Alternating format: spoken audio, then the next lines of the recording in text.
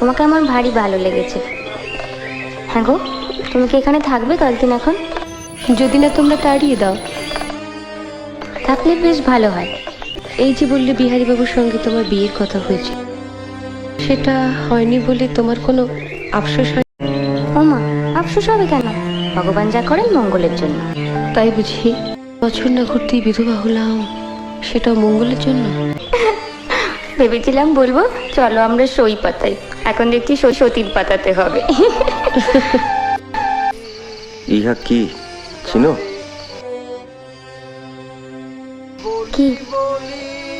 চুম্বক। সবসময় আপনার অসভ্য কথা। আরে বাবা, চুম্বন নয়, চুম্বক। সেটা কে তাই তো জানতে চাইছি। ইস, সইয়ের নাম বলতে আছে বুঝি? বেশ, পাতানো নামটা শুনি। চোখের বালি।